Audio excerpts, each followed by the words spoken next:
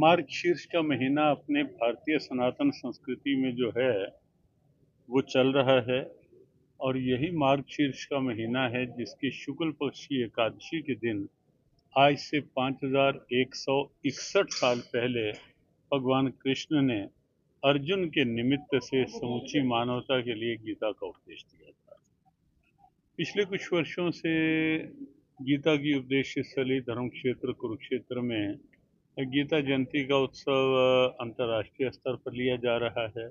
अनेक देशों के गीता स्कॉलर इकट्ठे होते हैं, गीता पे सेमिनार होता है, संपूर्ण गीता का यज्ञ होता है वहाँ। और साथ ही साथ भगवद गीता पे कुछ चिंतन मंथन, देश के अनेक संत प्रमुख आते हैं, अलग अलग क्षेत्रों के प्रमुख लोग आकर के भाग लेते हैं।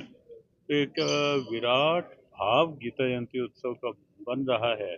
इस पर एक और भी विशेषता है कि देश के जितने भी तीर्थ हैं, धाम हैं, शक्तिपीठ हैं और ज्योतिर्लिंग हैं, तो ऐसे जो प्रमुख स्थान हैं जैसे अयोध्या है, मथुरा वृंदावन है, तिरुपति बालाजी है, इस ढंग के सभी के जो तीर्थ पुरोहित हैं, कुल पुरोहित हैं, वो सब इस बार कुरुक्षेत्र आ रहे हैं एक साथ।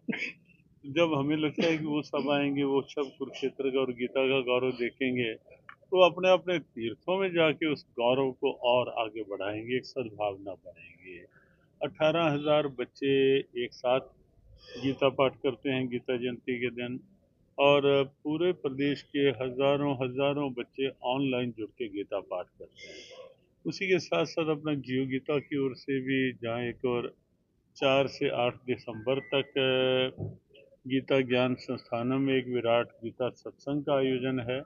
वहीं गीता जयंती के दिन जियो गीता की ओर से ये आह्वान किया गया है कि 11 दिसंबर 11 बजे 1 मिनट एक साथ गीता पाठ।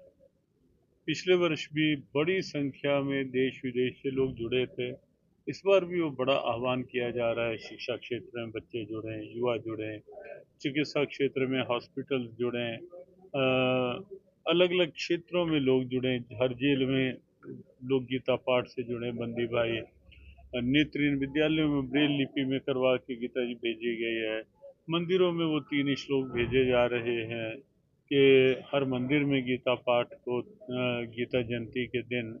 तो इस ढंग का एक बड़ा आह्वान किया गया है। महिला मंडल को प्रेरित किया गया है कि अपने अपने मोहल्ले में गीता पाठ कराएं और रात्रि में कुछ दीप जलाएं अपने घरों में गीता जयंती के दिन, की गीता का वो इस के प्रदर्शन के लिए नहीं, इस लक्ष्य के साथ कि गीता जी का प्रकाश, गीता जी का आलोक जो है वो इन दियों के माध्यम से पूरे विश्व की सद्भावना का प्रकाश बने।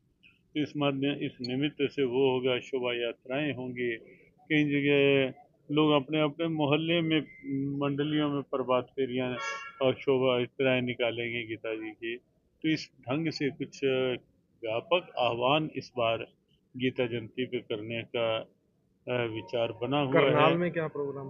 हाँ, करनाल में भी, जहाँ को 9, 10, 11 दिसंबर को 3 दिवसीय कार्यक्रम प्रशासन की ओर से भी रहेंगे, लेकिन अपने श्री कृष्ण कृपा जियो गीता परिवार की ओर से भी कुछ कार्यक्रम, जैसे 1 मिनट एक साथ गीता पाठ का रहेगा, अलग अलग वार्ड में कुछ गीता जी की यात्राएं रहेंगी, कोई ये घर घर में गीता पाठ और गीता यज्ञ हों, होगा घर घर में गीता पूजन के कार्यक्रम हों, इस ढंग का, और रात्रि में दीप प्रज्वलन गली गली में जाके हो।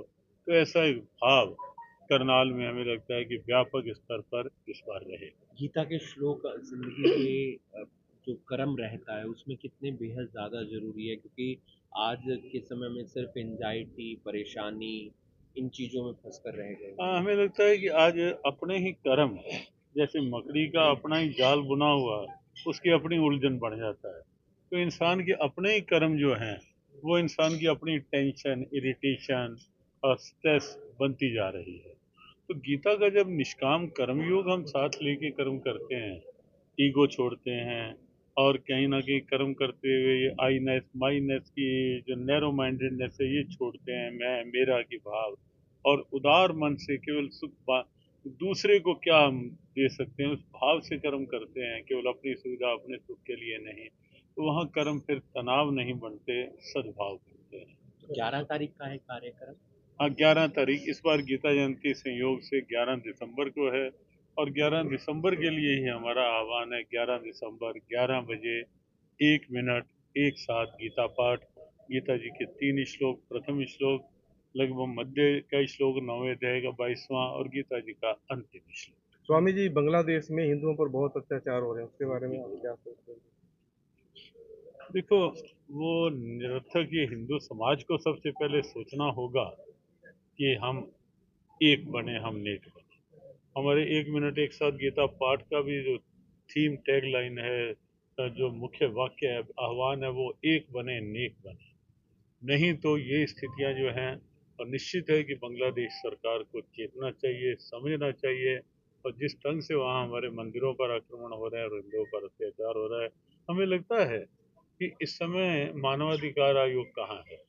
इस समय जो बातें करते हैं कि यहाँ वो हुआ, यहाँ वो मारे गए, यहाँ वो मारे गए, तो इस समय विश्व के वो सब संगठन कहाँ हैं, जब पूरी खुली आवाजें आ रही हैं कि वहाँ हिंदुओं को मारा जा रहा है, काटा जा रहा है, अ, मंदिर तोड़े जा रहे हैं। तो इस समय सबको एक साथ आवाज निकालनी चाहिए, और साथ में भारत के उन लोगों को जो धर्मनिरपेक्षता का ओढ़े रखते हैं, चदर ओढ़े रखते हैं और बोलते नहीं, इस समय उनकी आवाज निकालनी चाहिए कि हमारे हिंदू भाइयों के साथ क्या हो रहा है वहाँ।